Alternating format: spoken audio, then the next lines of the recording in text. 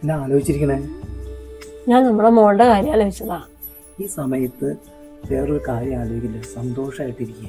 എങ്ങനെ സങ്കടപ്പെടാതിരിക്കണേ? നമുക്ക് കുട്ടികളുണ്ടാവില്ല എന്ന് ഡോക്ടർ പറഞ്ഞിട്ട് നമ്മൾ കൊണ്ടുവന്നതല്ലേ നമ്മുടെ മോളെ. ഇപ്പൊ ഒരു കുഞ്ഞാവ് കൂടി ഉണ്ടാവാൻ പോവാ. അപ്പൊ നമ്മുടെ മോളോടുള്ള സ്നേഹം കുറയോ നോക്കിട്ട് എനിക്കൊരു പേടി. നീ ഇങ്ങനെ ഓരോന്ന് കിടന്ന് ആലോചിക്കില്ലേ?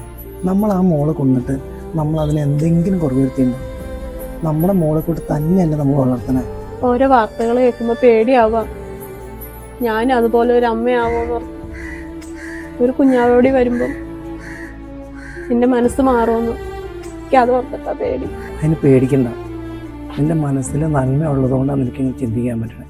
നമ്മൾ നമ്മുടെ മോളെ 2 മക്കളെ നമ്മൾ നന്നായിട്ട് നോക്കും. ഞാൻ അതിന് വെറുക്കുമെന്ന് എനിക്ക് പേടിയാ. നീ അങ്ങനെ ഒരിക്കലും ചിന്തിക്കരുത്. നമുക്കെല്ലാത്തിനും നമുക്ക് ദൈവമുണ്ട്. ദൈവം ഒരു നല്ല വഴി കാണിച്ചു തരും. അമ്മ, അച്ഛനും അമ്മയും പറയണത് ഞാൻ കേട്ടു. അമ്മയ്ക്ക് കുഞ്ഞാവ് ഉണ്ടാവാൻ പോവല്ലേ, മോനോടുള്ള സ്നേഹം കുറഞ്ഞാലോന്ന് ഓർത്ത് അമ്മയ്ക്കൊരു പേടി. അതാ അമ്മ അങ്ങനെ പറഞ്ഞത്.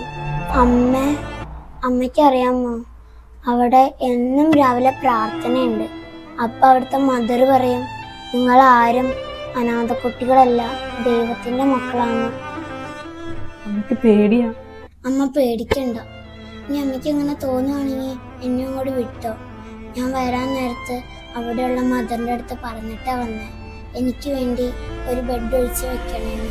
എനിക്ക് ദൈവം തന്ന സ്വത്താണ് നീ.